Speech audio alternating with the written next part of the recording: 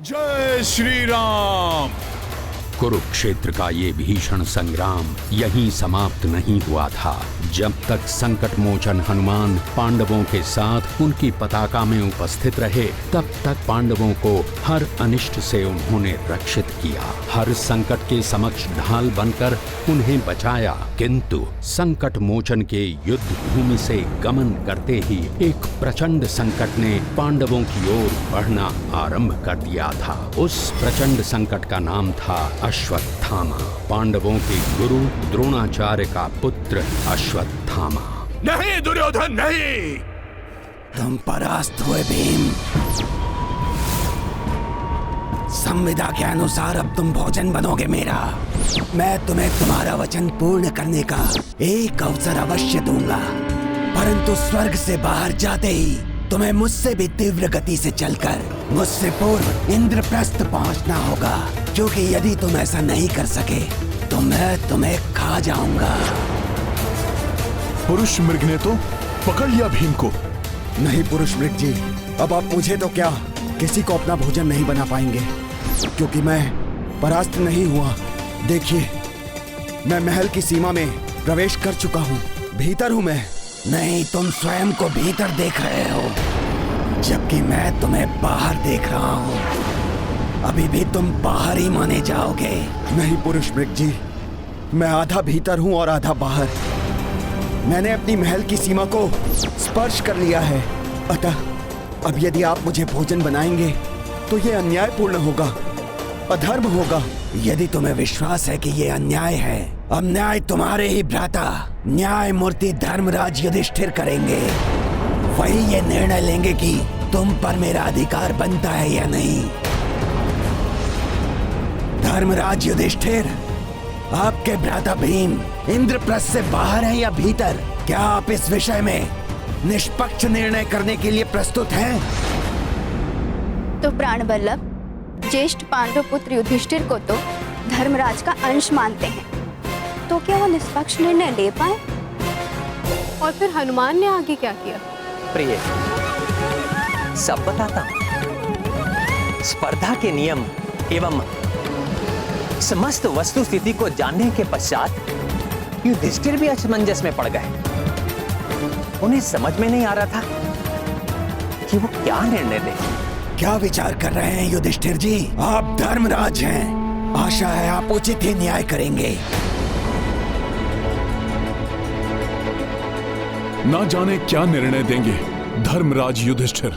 मेरा भाई मुझे प्रिय है, मैंने ही इसे भेजा था स्वर्ग आपको इंद्रप्रस्थ लाने के लिए, किंतु न्याय की दृष्टि में प्रिय अप्रिय, अपना पराया सब एक समान है, क्योंकि भीम के शरीर का आधा भाग महल के अंदर और आधा भाग महल के बाहर। अतः न्याय के अनुसार भीम की आदि देह पर पुरुष मृग का अधिकार माना जाएगा।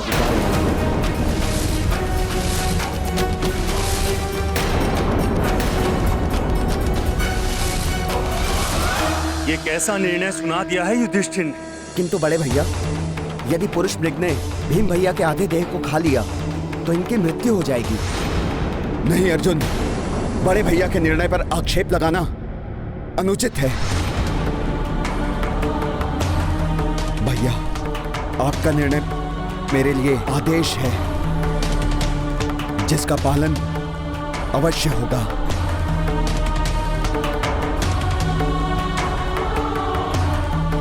हे पुरुष मृग, हे धर्म के पथ पे चलने वाले महान शिव भक्त, आपको आपका अधिकार अवश्य मिलेगा।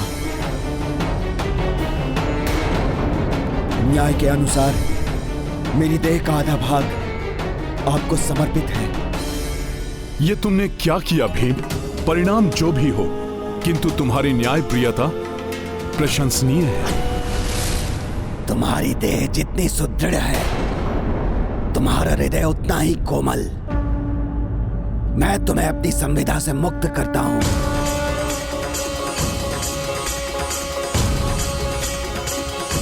तुम्हारे भ्राता युधिष्ठिर ने निष्पक्ष होकर न्याय किया है, और भीम, तुमने भ्राता के निर्णय को आदेश मानकर अपने प्राणों की चिंता किए बिना स्वयं को समर्पित किया। तुम पांडवों जैसे धर्मपथ के अनुयायियों की इस संसार को बहुत आवश्यकता है। तुम मृत्यु के नहीं, अभय के अधिकारी हो। आपका बहुत बहुत आभार पुरुष मृग जी। यदि आप हम पर प्रसन्न हैं, तो मेरे बड़े भैया की इच्छा पूर्ण कीजिए। अपने पावन चरणों के स्पर्श से हमारे इस महल को पवित्र कर दीजिए। इंद्रप्रस्थ पुरुष मृग प्रवेशा, पांडव सकल उल्लास हर्षा।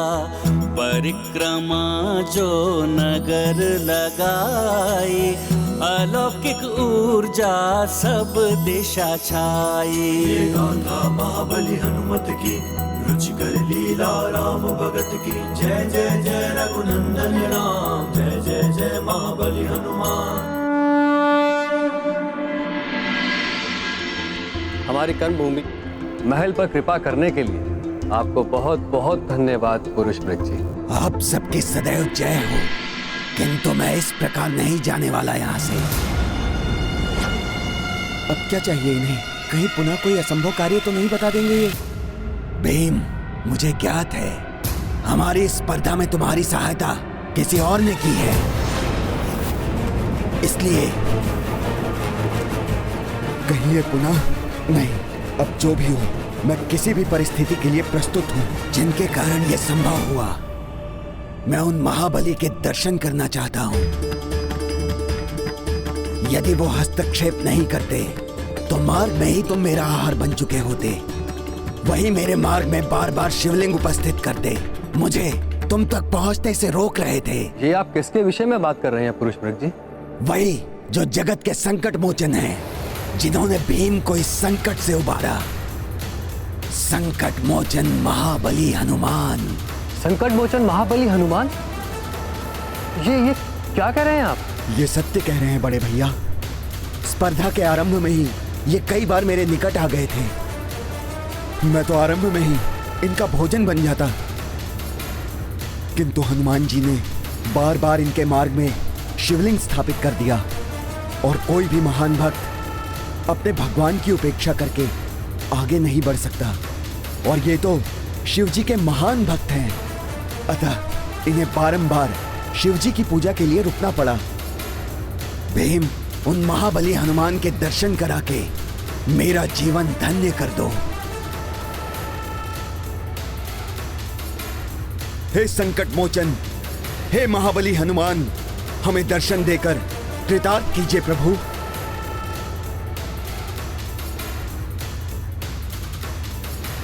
प्रणाम हनुमान जी।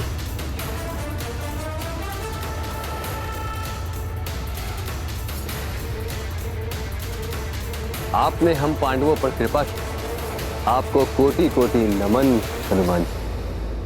आपके दर्शन पाकर मैं धन्य हो गया। पुरुष मृग जी, आप जैसे महान शिव भक्त के दर्शन तो मैं भी करना चाहता था, क्योंकि श्रेष्ठ भक्ति भक्त को भगवान से एकाकार कर देती है। आपने बारंबार शिवलिंग उपस्थित करके मुझे मेरे प्रभु की बार बार पूजा करने का अवसर प्रदान किया, इसलिए आपको शत शत धन्यवाद। आप भी यहाँ तक आए, अपने चरणों से इंद्रप्रस्थ को पवित्र किया, इसके लिए आपको भी कोटि कोटि धन्यवाद। सत्य तो ये है, इस महल में पवित्रता भक्त शिरोमणि हनुमान जी के पावन चरणों के कारण ही आई है। इनकी जिस पर कृपा हो, उसे सदैव विजय की प्राप्ति होती है। मुझे दर्शन देने के लिए आपको धन्यवाद हनुमान जी।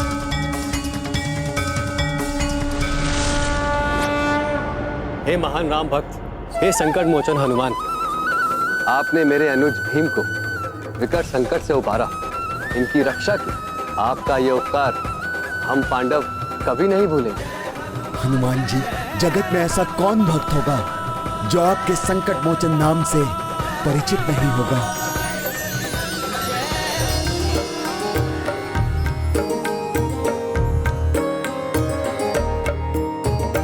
को नहीं जानत है जग में कपि, संकट मोचन नाम तिहारो। संकट मोचन नाम तिहारो। अंजनी पुत्र हो केसरी नंदन, शिव के जो अंश शिवांश पुकारो। शिव के जो अंश शिवांश पुकारो। समय भानु भक्षी लियो तुम, जान के फल कोई प्यारो प्यारो, जान के फल कोई प्यारो प्यारो। देव की ये बिनती तब छोड़ो, देव की ये बिनती तब छोड़ो, दिनकर जग में की उजियारो। को नहीं जानत है जग में कपि, संकट मोचन नाम तिहारो, संकट मोचन नाम तिहारो।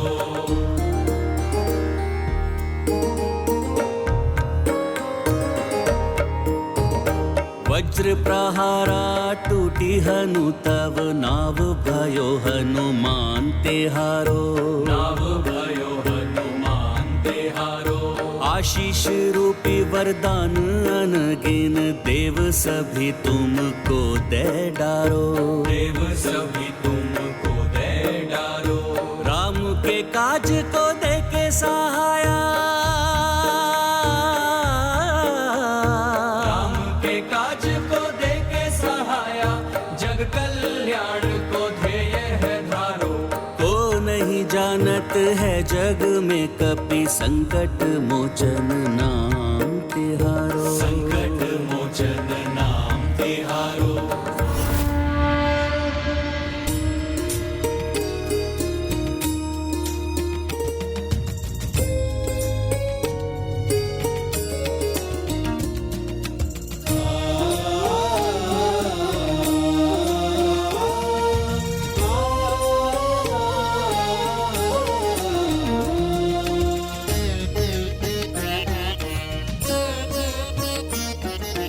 प्रणाम प्रभु श्री राम।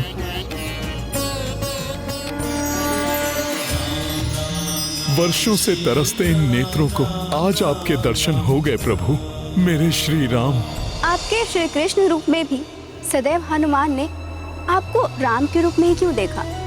प्रिय, भक्ति की पराकाष्ठा होती ही ऐसी है। हनुमान ने अपने हृदय में मेरे श्री राम रूप को बसाया हुआ है, और जब कोई सच्चा भक्त किसी ऐसे व्यक्ति या वस्तु को देखता है जिसके प्रति उसके मन में अपने प्रभु के भांति ही श्रद्धा हो, तो उसे उस व्यक्ति या वस्तु में ही अपने भगवान के दर्शन हो जाते हैं। यही कारण है कि भक्त पत्थर में भी अपने भगवान को देख लेता है। इसीलिए उस दिन पांडव मुझे श्री कृष्ण के रूप में देख रहे थे, किंतु हनुमान को मैं श्री राम के रूप में दिखाई दे रहा था। हनुमान, अच्छा है कि आप पांडव बंधुओं के साथ हैं। आप जिनके साथ होते हैं, बल, विवेक और सफलता का वरदान उन्हीं के साथ होता है।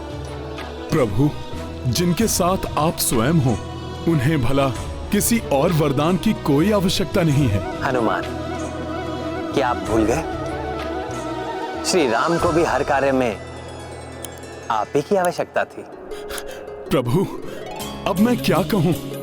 आप तो अपने इस तुच्छ से भक्त का मान बढ़ा रहे हैं। जिस प्रकार श्री राम ने तुम्हारी सहायता से राक्षसों का संहार किया था, उसी प्रकार पांडवों एवं मुझे भी अधर्मियों के विनाश के लिए भविष्य में होने वाले महायुद्ध में तुम्हारी सहायता की आवश्यकता होगी। हनुमान, प्रभु, धर्म पथ के पथिकों की सहायता के लिए हनुमान सदैव तत्पर रहा है और सदैव रहेगा। भीम, मेरा आशीर्वाद है तुम्हें। धर्म युद्ध में तुम्हारी रणहुंकार की प्रचंडता में मैं स्वयं उपस्थित रहूंगा। तुम्हारी हुंकार शत्रुओं के हृदय को कंपित कर देगी। धर्मराज युधिष्ठिर, अर्जुन, नकुल, सहदेव, मेरा आशीर्वाद है आप सबको। युद्ध के अंत तक भी आप सभी को कोई क्षति नहीं पहुंचा सकेगा। मेरी शक्ति से आप सदैव रक्षित रहेंगे। अर्जुन, धर्म युद्ध के समय तुम्हारे रथ की पताका में उपस्थित रहकर तुम्हें हर संकट से रक्षित करूंगा। प्रभु, अब आप मुझे आशीर्वाद दीजिए, जिससे कि मैं अपने दिए हुए वचन को भली भांति निभा सकूं। हनुमान, मेरा आशीर्वाद तो सदैव तुम्हारे साथ है। आश्चर्य है स्वामी, अर्जुन की रथ पताका में स्थिर रहकर भी हनुमान ने पांडवों की सहायता कैसे की? इस प्रकार तो वो एक सिर्फ मार्गदर्शक बने रहे होंगे। और क्या हनुमान ने उस महायुद्ध में सक्रिय रूप से भाग लेकर पांडवों की सहायता की थी?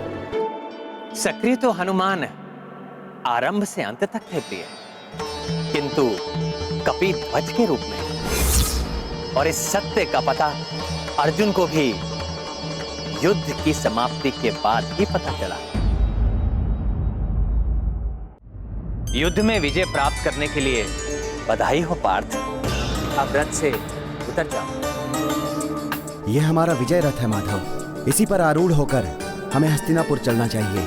नहीं धनंजय, अब ये रथ इस योग्य नहीं रहा, अतः यहीं उतरना होगा तुम्हें इस रथ से।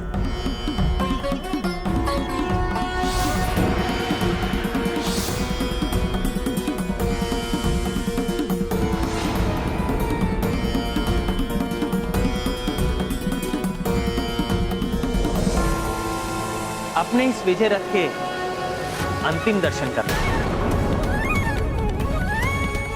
ऐसा क्यों कह रहे हैं माधव? कुछ तो रहस्य है इसमें। आपने हम सभी का बहुत साथ दिया है, अब आप भी इस रथ को त्याग दीजिए। संकट मोचन हनुमान।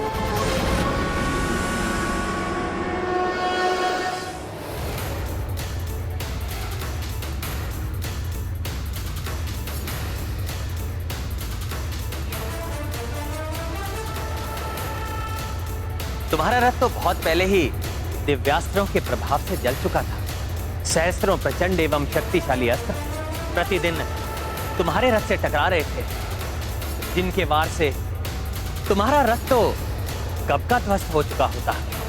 किंतु हनुमान आरंभ से ही उन अस्त्रों के समक्ष ढाल बनकर तुम्हारी रक्षा करते रहे।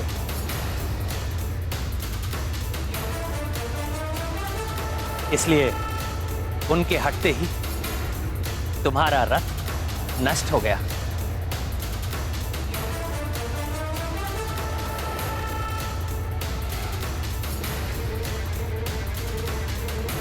हे संकट मोचन महाबली हनुमान, आपने हम सबको सहस्त्रों संकटों से रक्षित किया है। हम पांचों पांडव आपके सदैव आभारी रहेंगे। साथ खड़े माधव हनुमाना, पांडव भाई करे परनामा। सदैव विजयी भव। कपि महावीर सहाय, आशीष मुरलीधर बरसाए। गाथा महाबली हनुमत की, रुचिकर लीला राम भगत की। जय जय जय रघुनंदन राम, जय जय जय महाबली हनुमान। हनुमान, तुम्हारी भक्ति की शक्ति ने पुनः अधर्म का नाश करने के लिए हम सबकी सहायता की। मेरा आशीर्वाद है तुम्हें। जो भी मनुष्य पूर्ण श्रद्धा एवं भक्ति भाव से तुम्हारा स्मरण करेगा, तुम्हारी भक्ति की शक्ति से उसके कष्टों का नाश होगा। प्रभु, आपकी कृपा का पारावार नहीं। आपका साथ पाकर मैं धन्य हो गया। तुम्हारी एवं तुम्हारे भक्तों की सदा जय हो हनुमान।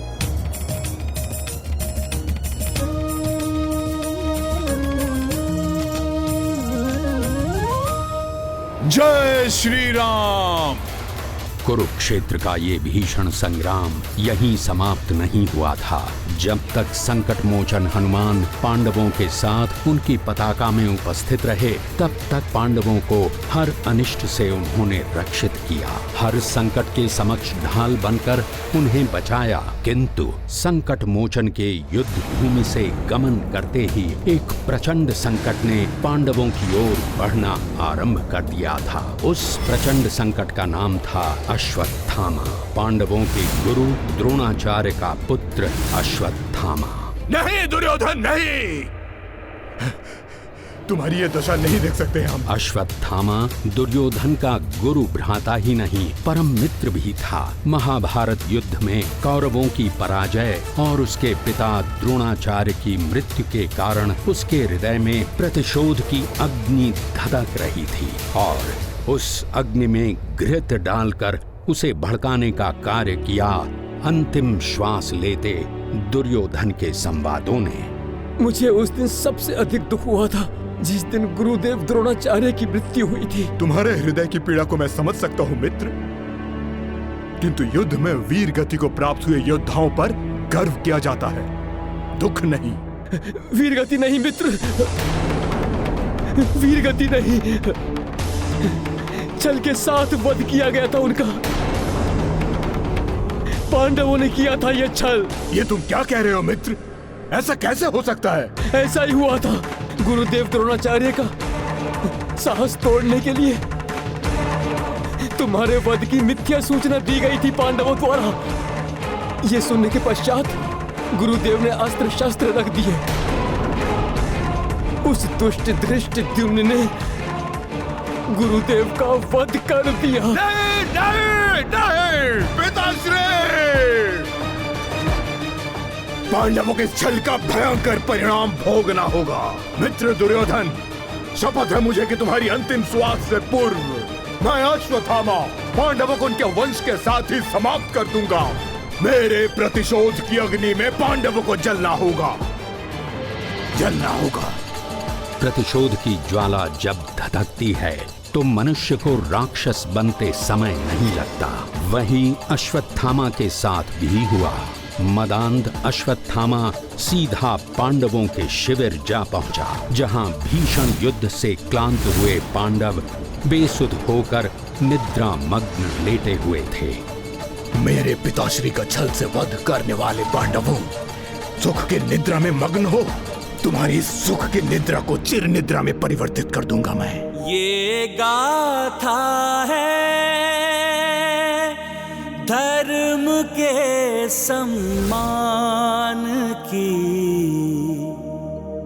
सब सुधि जन देखे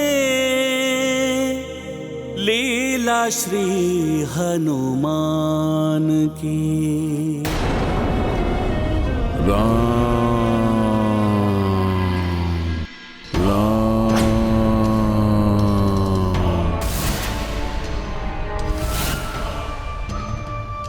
मेरे पिताश्री द्रोणाचार्य का वध करने वाले पांडवों, तुम्हारी सुख की निद्रा को चिर निद्रा में परिवर्तित कर दूंगा मैं अश्वत्थामा।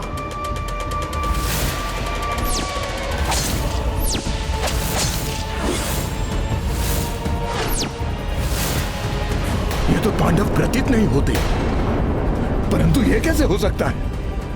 ये शिविर तो पांडवों का ही है। हाँ? ये तो पांडवों के राजकुमार हैं, द्रौपदी के पुत्र।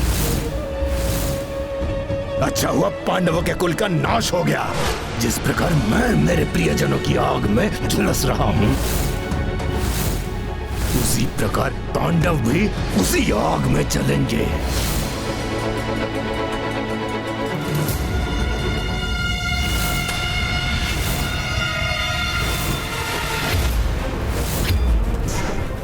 पांडवों के वंशनाश की संतुष्टि लिए क्रूर अश्वत्थामा दुर्योधन को अपने पराक्रम की शुभ सूचना देने जा पहुंचा।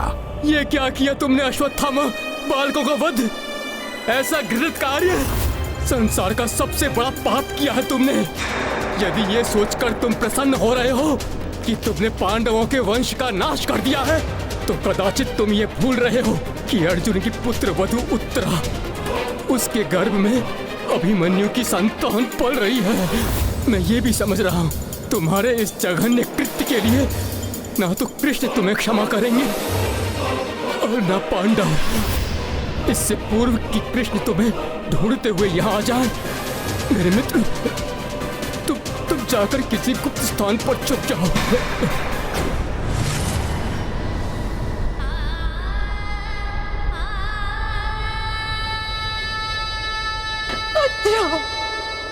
मेरे पुत्र।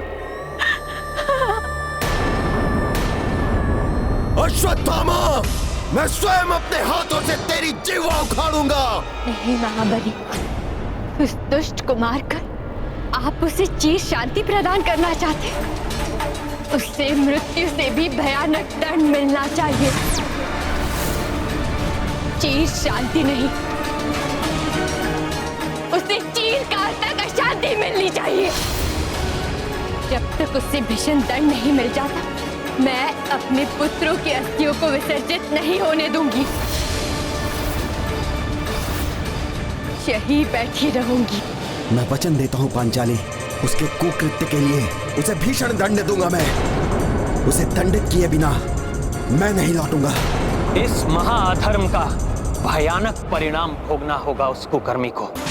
और तब द्रौपदी के प्रण को पूर्ण करने के लिए श्री कृष्ण एक बार पुनः अर्जुन के सारथी बने और देवशिल्पी विश्वकर्मा द्वारा निर्मित रथ पर धनंजय को लेकर अश्वत्थामा को दंड देने के लिए निकल पड़े।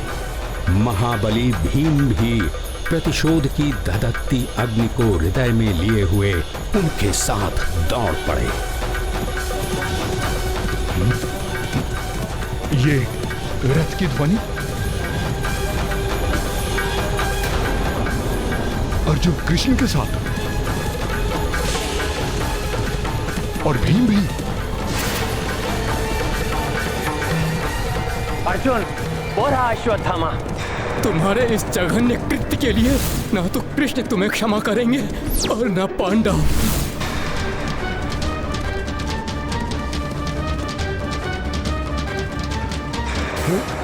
भागकर कहां जाओगे अश्वत्थामा?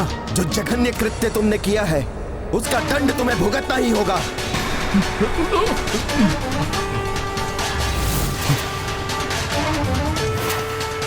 कहां भागकर जा रहा है अश्वत्थामा? तेरा काल तेरे सामने खड़ा है।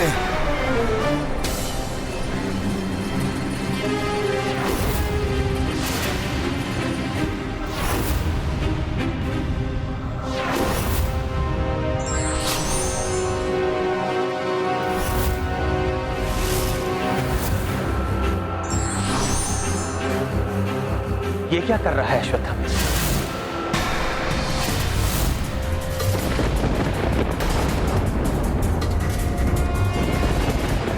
अर्जुन, अश्वत्थामा ने ब्रह्मास्त्र का आह्वान किया है। अर्जुन, भीम, तुम मेरा अंत नहीं कर सकते। अंत तो तुम पांडवों का होगा।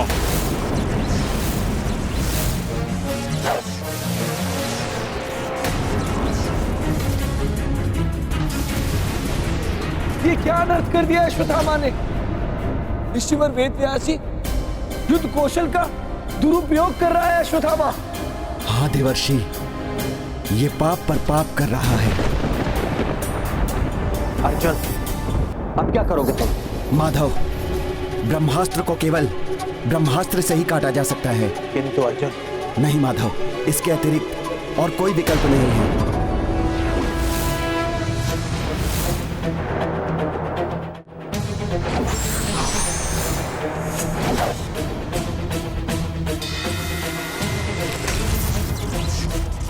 अश्वत्थामा, धनुर्विद्या के महागुरु द्रोणाचार्य के पुत्र होकर भी तुम ये कैसे भूल गए कि ब्रह्मास्त्र का प्रयोग इस प्रकार नहीं किया जाता।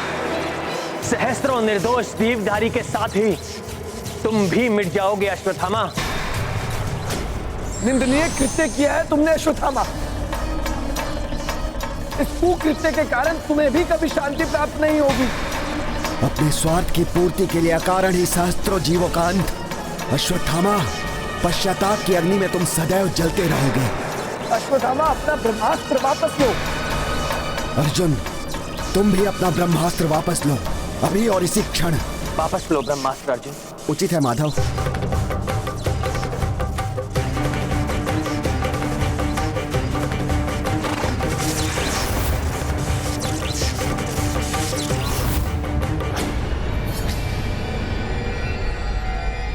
मैं वेदव्यास तुम्हें आज्ञा देता हूं अश्वत्थामा कि तुम इसी क्षण अपना ब्रह्मास्त्र वापस लो। मेरे पिताश्री ने मुझे अपूर्ण ज्ञान ही प्रदान किया है। मैं ब्रह्मास्त्र का संधान तो कर सकता हूं, किंतु इसे वापस लेने की विद्या मुझे नहीं आती। अब मैं यदि इसे लौटाना भी चाहूं तो भी मैं इसे लौटा नहीं सकता। जब ब्रह्मास्त्र को वापस नहीं लौटा सकते तो तुम्हें इसका संधान भी नहीं करना चाहिए था अश्वत्थामा। यदि तुम इसे लौटा नहीं सकते हो तो किसी ऐसे स्थान की ओर मोड़ दो जो निर्जन हो, जहां पर कम से कम हानि हो। उचित है, मैं इसकी दिशा अवश्य ही मोड़ सकता हूं।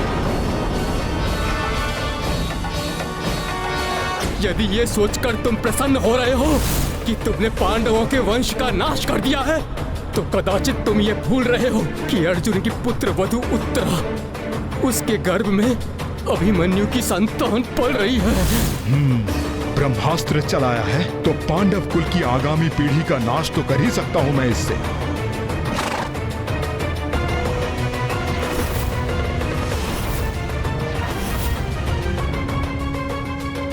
तुम अपनी नीचता नहीं त्यागोगे अश्वत्थामा।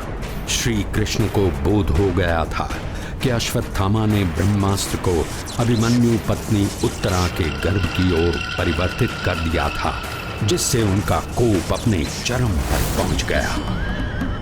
अश्वत्थामा, तुम क्या सोचते हो पांडवों के कुल के वंश का नाश कर दोगे तुम? मैं कृष्ण तुम्हें बताता हूं, उत्तरा का वही पुत्र जिसका नाश करने के लिए तुमने अपने ब्रह्मास्त्र की दिशा परिवर्तित की है, भविष्य में वो एक महान राजा बनेगा और तुम अधम अश्वत्थामा।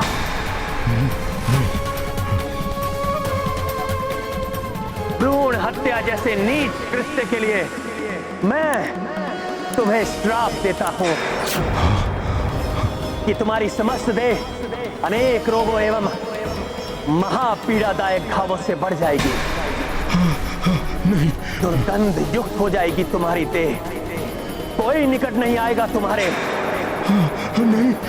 मृत्यु के लिए तुम गिड़गिड़ाओगे, किंतु मृत्यु भी तुमसे दूर रहेगी। कलयुग के अंत तक तुम अपनी इस श्रापित देह का बोझ उठाते हुए भटकते रहोगे अश्वत्थामा, भटकते रहोगे। अर्जुन, इस दुष्ट के मस्तिष्क से दिव्य मणि छीन लो। अश्वत्थामा के मस्तिष्क से उसकी दिव्य ऊर्जा का स्रोत, उसकी मणि निकालकर उसे कलयुग के अंत तक पश्चाताप करने के लिए छोड़ दिया गया।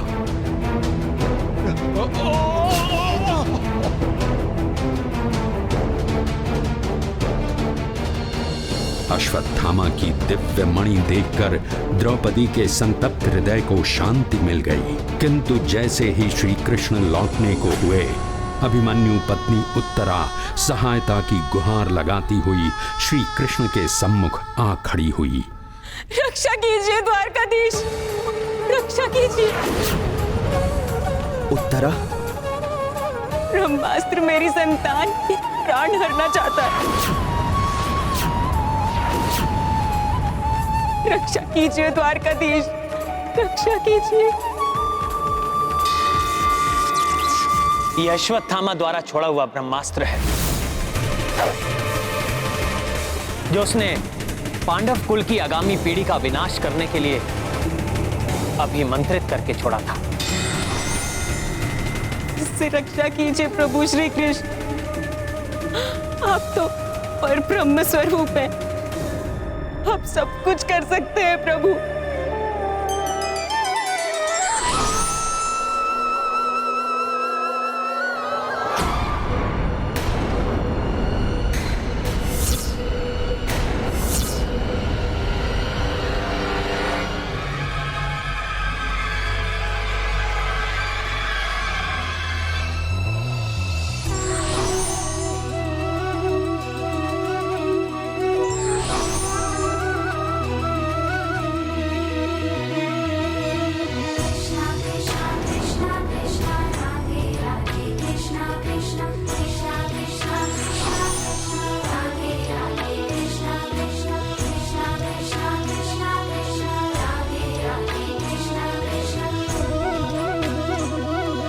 उत्तरा, अब तुम्हारा पुत्र सुरक्षित है।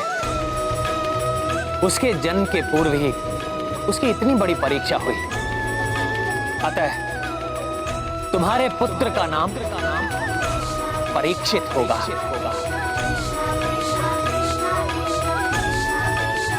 जो भविष्य में एक महान नरेश बनेगा।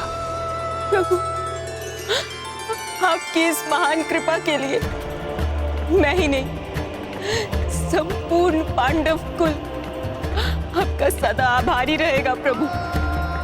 सब परीक्षित के सौभाग्य को जानकर प्रसन्न थे, किंतु परास्त हुए कौरवों की माता गांधारी के वहां पहुंचते ही उनकी प्रसन्नता धूमिल पड़ गई।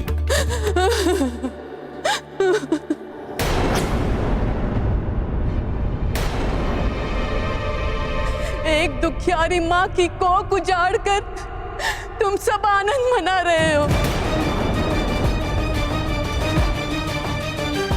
मैं देख नहीं सकती, किंतु आभास कर सकती हूँ। आभास कर सकती हूँ तुम्हारी प्रसन्नता का। मैं सत्य कह रही हूँ ना देवकी नंदन? केशव, तुम्हारे अस्मित हास्य का अब भी आभास हो रहा है मुझे। यदि मेरी विष्णु भक्ति सच्ची है, यदि अब भी मेरी पत्नी व्रता पत्नी का धर्म दृढ़ है, मैं अभागी मां तुम्हें ये श्राप देती हूँ। कृष्ण, जिस तरह तुमने कौरवों और पांडवों को आपस में युद्ध करवाकर मेरे वंश का सर्वनाश किया है, उसी प्रकार समस्त यदुवंशी भी आपस में लड़कर वंश नाश का कारण बनेंगे।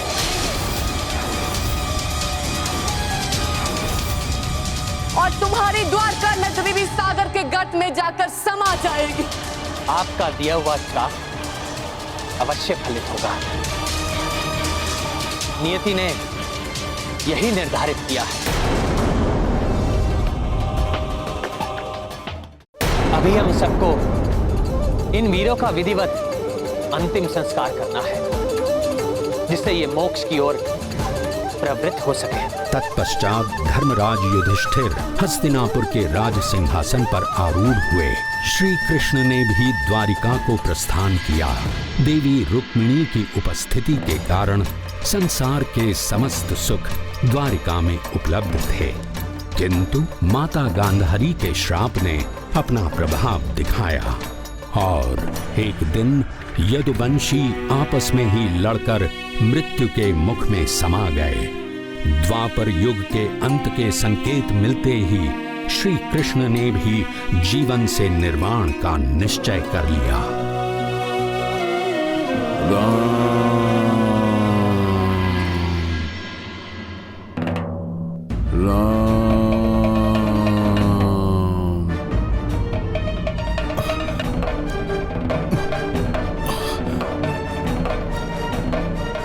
प्रभु, मेरा हृदय अकस्मात ही प्रभु के लिए व्याकुल क्यों हो रहा है? मृग, आज का आखेट प्राप्त हो गया मुझे।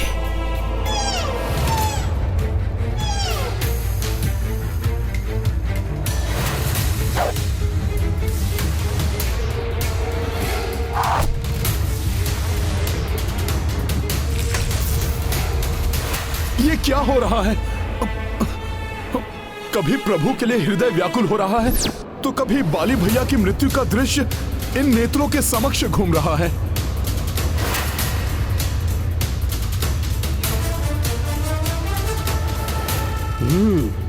तो वहां छुपा बैठा है मृग।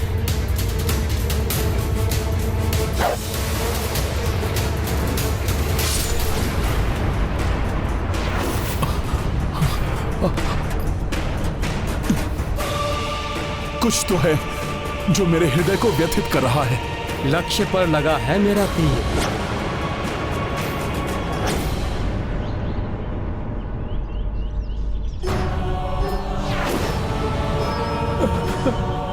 प्रभु, आप, ये क्या हो गया मुझसे प्रभु? मेरे ही तीर ने आपको, ये कुकृत्य कैसे हो गया मुझसे प्रभु? क्षमा कर दीजिए, मुझ पापी को ज्ञात ना था कि आप है यहाँ। दुखी मत हो पुत्र, ये तो होना ही था। त्रेता युग में मैंने अपने श्री राम अवतार में तुम्हें ऐसा ही वरदान दिया था, इसीलिए ऐसा घटित हुआ। ये आप क्या कह रहे हैं प्रभु? कैसा वरदान दिया था आपने? पुत्र, तुम पूर्व जन्म में बाली थे। जिस प्रकार उस समय मैंने छुपकर तुम्हारा वध किया था, उसी प्रकार मेरा निर्माण भी निश्चित था। नहीं प्रभु नहीं, मैं स्वयं को क्षमा नहीं कर पाऊंगा। शांति को धारण करो पुत्र। जो जैसा करता है उसे कभी ना कभी उसका फल अवश्य भोगना पड़ता है। ये मेरी नियति थी।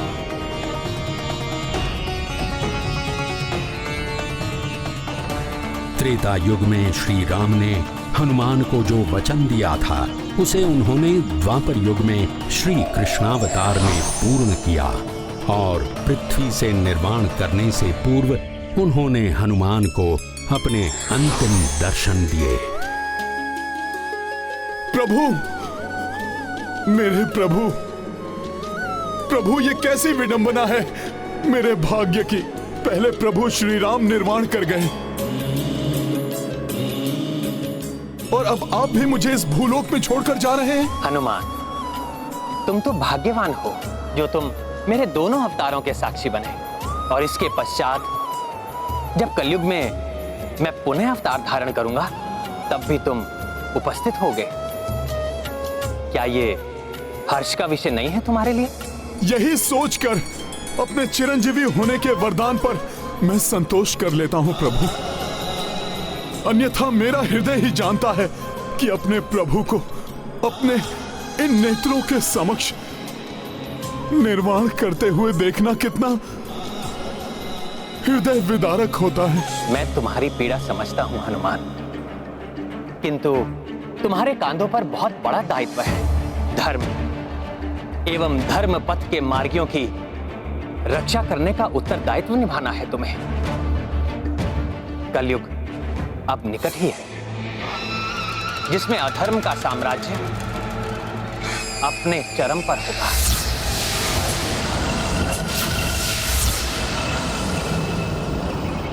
हनुमान, शीघ्र ही पांडव कुमार परीक्षित का राज्य अभिषेक होने वाला है। तुम्हें जाकर उन्हें आशीर्वाद देना होगा और उन्हें उनकी शक्ति और युद्ध कौशल से परिचित कराना होगा, जिससे कलयुग समय से पूर्व ही आकर पूर्णतः अपना प्रभाव ना फैला सके, सृष्टि के संतुलन को विघटित ना कर सके। आपकी आज्ञा शिरोधार्य है प्रभु। प्रणाम प्रभु। तुम्हारी और तुम्हारे भक्तों की सदा जय हो हनुमान। ये गाथा है धर्म के सम्मान की, सब सुधि जन देखे लीला श्री हनुमान की। श्री कृष्ण के निर्वाण के पश्चात पांडवों को भी आभास हो गया था कि अब उनके भी दायित्व पूर्ण हो चुके हैं, उन्हें भी निर्वाण कर लेना चाहिए। अतः उन्होंने शीघ्र ही गुरुदेव कृपाचार्य की अध्यक्षता में कुमार परीक्षित के राज्याभिषेक की व्यवस्था कर ली। हनुमान भी श्री कृष्ण को दिए हुए वचन को निभाने के लिए सभा में उपस्थित हुए। श्री राम भक्त प्रभु हनुमान जी, राज्य अभिषेक की शुभ बेला पर आपने मुझे दर्शन दिए। मैं धन्य हो गया हूँ प्रभु, और अब मुझे विश्वास हो गया है कि हम पांडवों पर आपका आशीर्वाद बना हुआ है, और इसी विश्वास से मुझे मेरे दायित्वों को निभाने में संबल प्रदान होगा। महाराज परीक्षित, आप स्वयं सक्षम हैं विष्णु रथ हैं आप, अर्थात स्वयं श्री विष्णु देव से रक्षित हैं, जिनके बल पर आपको धर्म राज्य की स्थापना करनी है। मेरा आशीर्वाद है आपको। जब तक आप पूर्ण धर्म निष्ठा के साथ राज नहीं करेंगे, तब तक कलयुग अपना प्रभाव पूर्णतया नहीं फैला सकेगा। आप धन्य है प्रभु, आप धन्य है।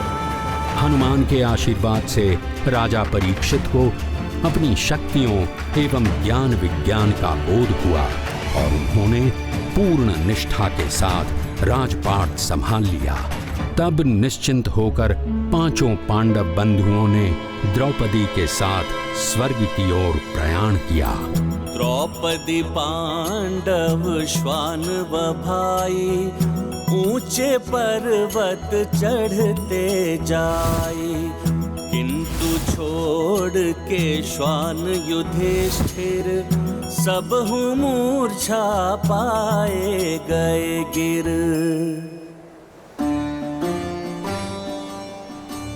धर्मराज युधिष्ठिर, आपका स्वागत है। आप स्वर्ग गमन के अधिकारी हो गए हैं, किंतु आपको अपने साथ आए हुए इस श्वान को यहीं छोड़ना होगा, तभी आप हमारे रथ पर आरूढ़ हो सकेंगे। ये श्वान भी मेरे साथ यहाँ तक आया है। इसने भी मार्ग की सभी बाधाओं और कठिनाइयों पर विजय प्राप्त की है, अतः ये भी स्वर्ग गमन का अधिकारी हो गया है। नहीं धर्मराज, इसे हम स्वर्ग नहीं ले जा सकते। मुझे भी क्षमा कीजिए, मैं स्वर्ग नहीं जाऊंगा।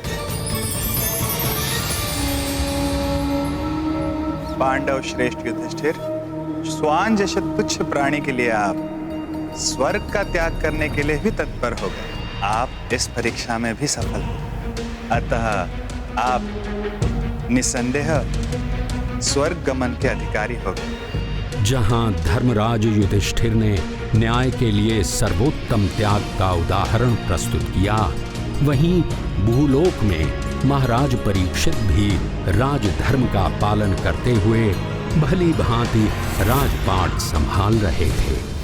कलयुग का आरंभ हो चुका था, किंतु महाराज परीक्षित की धर्मनिष्ठा के कारण कलि पुरुष को अपना साम्राज्य फैलाने का अवसर ही नहीं मिल रहा था।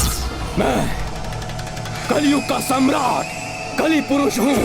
मेरा समय आरंभ हो चुका है महाराज परीक्षित, किंतु तुम्हारे कारण मुझे धरती पर अधिकार करने का अवसर नहीं मिल पा रहा है। इतनी धर्मनिष्ठा उचित नहीं है।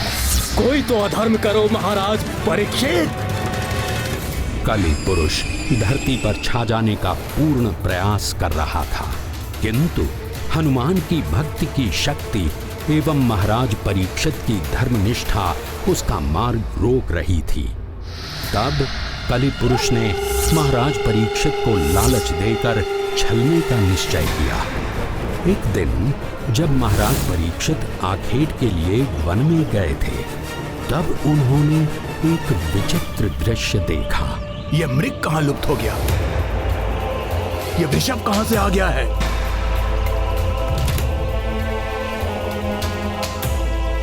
ये विलाप क्यों कर रही है गाय?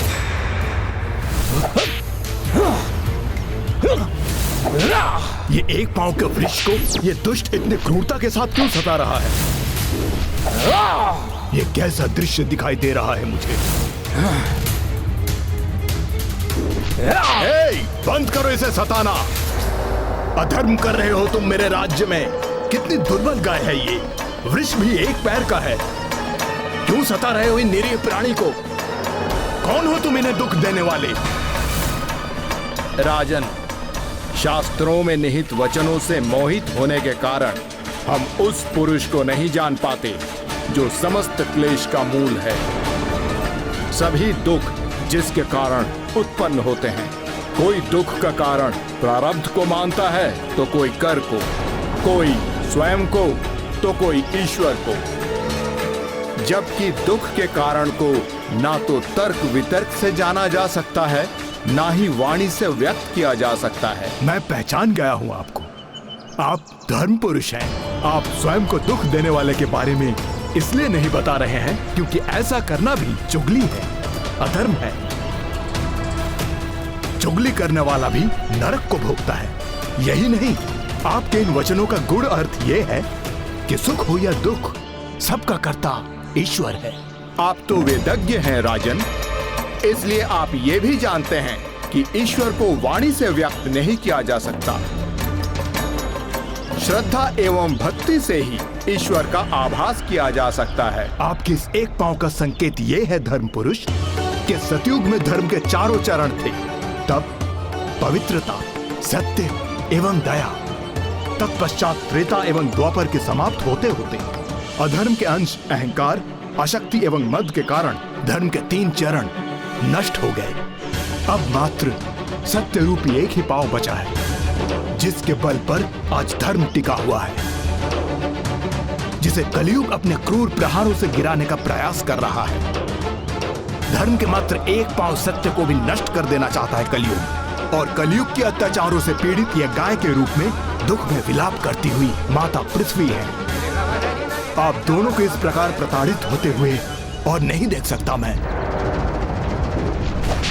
कली पुरुष! रुक जाइए महाराज, रुक जाइए। मैं आपकी शरण में हूं और शरण गहे को हानि पहुंचाना अधर्म है। आपने सत्य पहचाना। मैं एक काल पुरुष हूं, ये मेरा युग है। मैं मात्र अपना धर्म निभा रहा हूं और आप भी मुझे ऐसा करने से नहीं रोक सकते। नहीं कली पुरुष, मेरे राज्य में धर्म को कोई हानि नहीं पहुंचा सकता। मैं चेतावनी देता हूं तुम्हें। तुम्हारी भलाई इसी में है कि मेरा राज्य त्याग करके चले जाओ यहाँ से। आप धर्म पथ के अनुयायी होकर भी काल धर्म का विरोध कर रहे हैं। महान पांडवों के वंशज हैं आप। काल चक्र के अनुसार मेरे काल अर्थात कलयुग का आरंभ हो चुका है, और यदि आप मुझे अपने राज्य में प्रवेश करने से रोकेंगे तो मैं कहाँ जाऊंगा? संपूर्ण पृथ्वी पर तो आपका ही राज है। 3 अश्वमेध यज्ञ करने के पश्चात आपने संपूर्ण पृथ्वी को विजित कर लिया है, किंतु तुम अन्याय और अत्याचार का विस्तार करते हो। पाप कर्म के लिए मनुष्य को उकसाते हो, और ये हम अपने राज्य में होने नहीं देंगे। किंतु ईश्वर के बनाए हुए विधान के विरुद्ध कैसे जा सकते हैं आप? भले ही आप मुझे कोई सीमित स्थान प्रदान करें, किंतु आप मुझे अपने राज्य में रहने से वंचित नहीं कर सकते, अन्यथा आप काल धर्म का पालन ना करने के दोषी होंगे। उचित है, तो मैं तुम्हें 4 ऐसे स्थान प्रदान करता हूँ जहाँ तुम अपना प्रभाव फैला सकते हो, जहाँ द्यूत क्रीड़ा होती हो, जहाँ मद्यपान किया जाता हो, जहाँ वेश्यावृत्ति होती हो एवं जहाँ हिंसा की जाती हो। इन 4 कारणों से 4 पाप असत्य, मद, आसक्ति एवं निर्दयता जुड़े हुए हैं। जो भी मनुष्य ये 4 प्रकार के पाप करेगा, तुम उसे अपने प्रभाव में ले सकते हो। विडंबना तो यह है कि आपके राज्य में सभी धर्मात्मा हैं। 4 पाप कर्म कोई भी मनुष्य नहीं करता। फिर कैसे और कहाँ वास करूंगा मैं? मुझे कोई अन्य स्थान दीजिए, जैसे स्वर्ण, जिसके साथ लालच का पाप जुड़ा है। स्वर्ण का लालच कभी भी समाप्त नहीं होता। दुहाई है आपको काल धर्म की, मुझे स्वर्ण में वास करने की अनुमति दे दीजिए। उचित है, मैं तुम्हें स्वर्ण का स्थान भी देता हूं। जहां स्वर्ण होगा वहां तुम वास कर सकते हो, किंतु मेरे जीवित रहते तुम अपने अत्याचार के साम्राज्य का विस्तार नहीं करोगे। मुझे स्वीकार है धर्मात्मा, मेरे लिए इतना ही पर्याप्त है।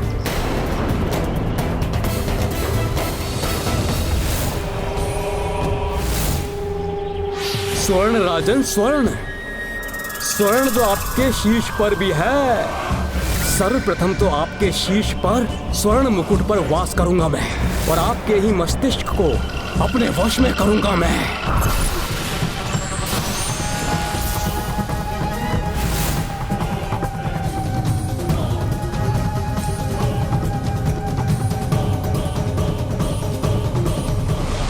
आओ राजन आओ।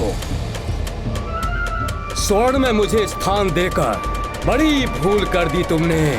अब केवल तुम ही नहीं, ये समस्त संसार मुझ कली के वश में होगा, क्योंकि स्वर्ण सबको प्यारा है, तुम्हें भी।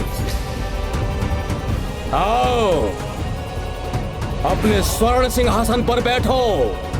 धर्म मूर्ति राजा परीक्षित काल धर्म के वश में आकर ये भूल गए कि स्वर्ण तो उनके शीश पर भी है। देह के आभूषण स्वर्ण के हैं।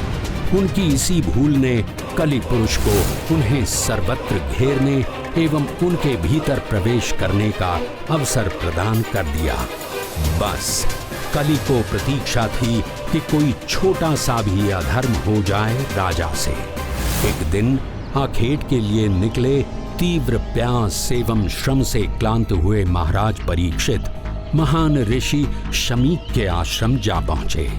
उस समय ऋषि शमीक गहन ध्यान में लीन थे। समस्त कर्मेंद्रियों से उनका संपर्क टूट चुका था, अतः उन्हें राजा परीक्षित के आगमन के बारे में बोध नहीं हो सका।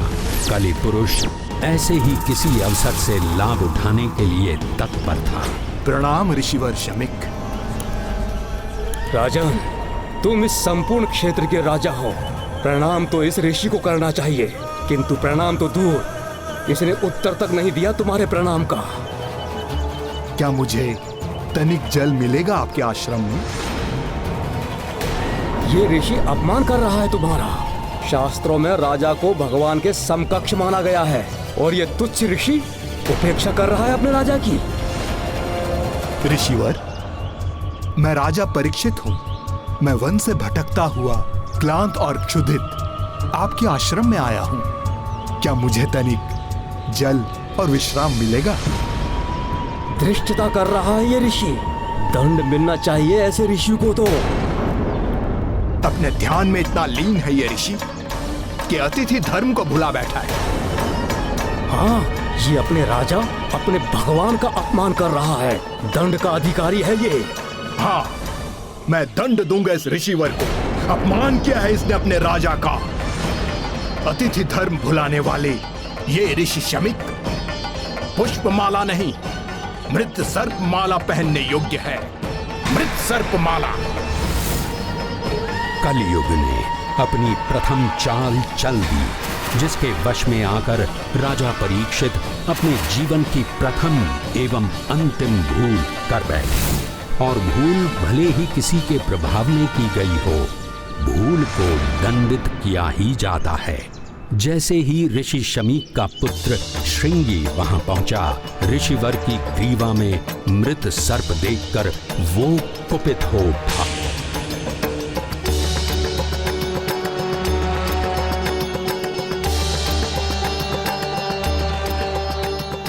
किसने पिताश्री के साथ ऐसी अभद्रता की है? मैं महर्षि शमीक का पुत्र श्रृंगी अपने तपोबल से श्राप देता हूँ। जिसने भी पिताश्री के साथ ऐसी अभद्रता की है, आज से 7 दिवस के भीतर उसकी मृत्यु हो जाएगी। पिताश्री के ग्रीवा में सर्प डालने वाले दुष्ट नागों का राजा तक्षक स्वयं तुझे डसेगा। सफल रही मेरी चाल। 7 दिवस, अभी से केवल 7 दिवस, फिर कली दिखाएगा अपना वास्तविक प्रभाव। क्या हुआ पुत्र श्रृंगी? बहुत कुपित दिखाई दे रहे हो।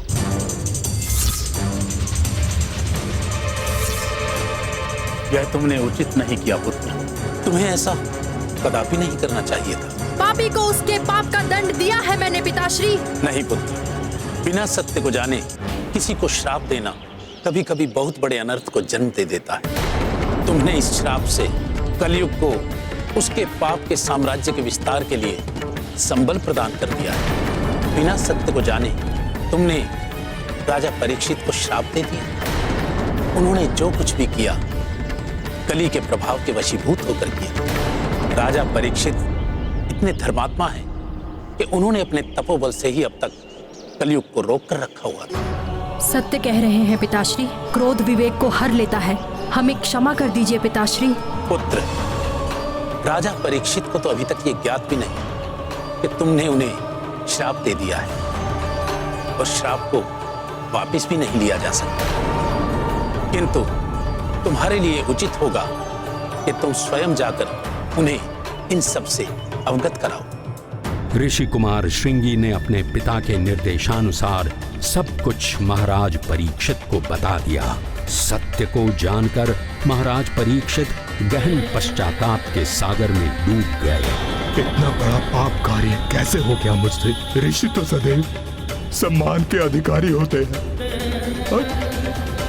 और मैंने अपमान कर दिया ऋषिवर का। कर्म फल तो भोगना ही होता है। पाप हुआ है मुझसे, अब दंड भी मुझे ही भोगना होगा। मुझे घृणा हो रही है अपने आप पर, घृणा हो रही है मुझे अपने आप पर।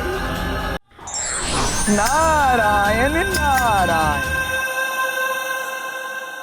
देवर्षि नारद, देखिए ना कैसा पाप कर्म हो गया है मुझसे। अब इसका प्रायश्चित करूं तो कैसे करूं? अब आप ही बताइए देवर्षि नारद। हर पाप कर्म का कोई ना कोई प्रायश्चित तो होता है महाराज परीक्षित। आप ऋषिवर शुकदेव की शरण में जाइए। शुकदेव ऋषि महर्षि वेद व्यास जी के पुत्र? हाँ महाराज, उनकी सहायता से आपके पाप का प्रायश्चित हो सकता है। वो किसी भी स्थान पर अधिक समय तक नहीं टिकते। वो इन दिनों आपके नगर की सीमा के निकट से ही निकल रहे हैं। अतः आप उनके पास जाकर उन्हें श्रीमद् भगवत कथा सुनाने का आग्रह कीजिए। उसी से आप कली के प्रभाव से मुक्त होकर मोक्ष को प्राप्त होंगे। आपका कल्याण होगा। महाराज परीक्षित नग्न पांव ही महर्षि शुकदेव को ढूंढने निकल पड़े। अंततः वे महर्षि शुकदेव तक पहुंच गए।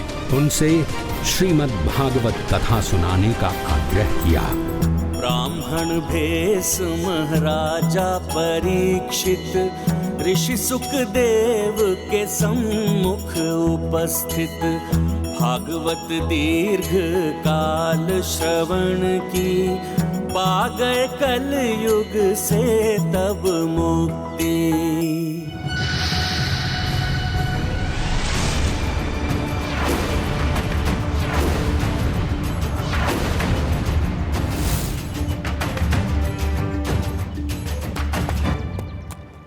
अच्छा है, बड़े ही धार्मिक पुत्र एवं पुत्र वधू हैं।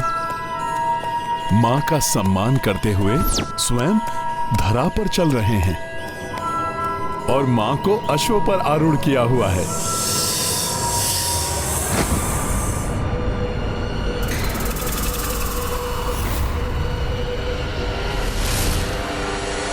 महाराज परीक्षित, तुम्हारा अंत और कलयुग का प्रारंभ।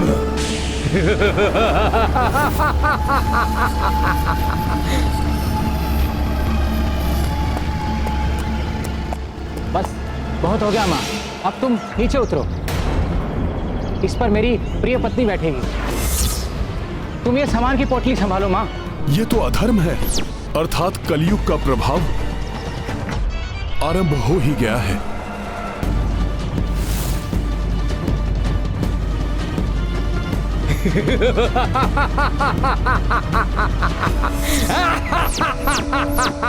मैं कलयुग को प्रवेश नहीं करने दूंगा।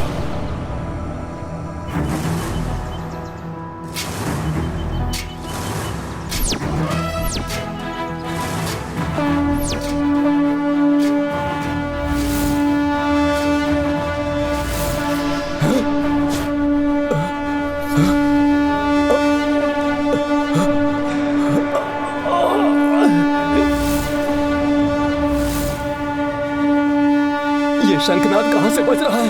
कौन बजा रहा है इसे? इसकी ध्वनि विचलित कर रही है मुझे।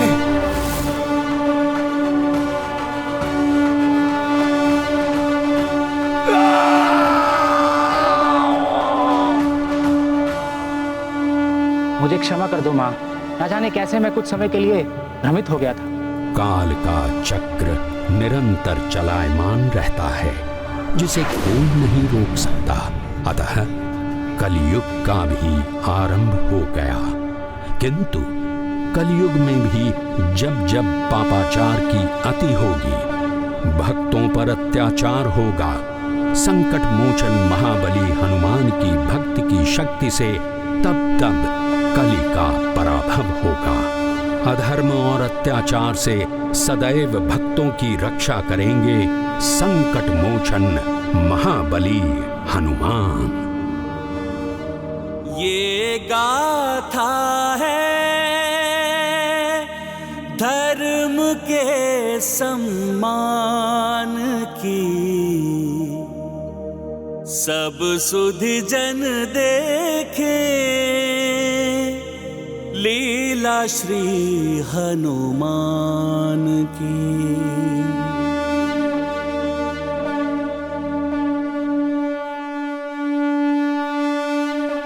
संकट मोचन महाबली हनुमान शीघ्र ही पुनः आएंगे कलयुग में होने वाली अपनी अद्भुत लीलाओं के साथ।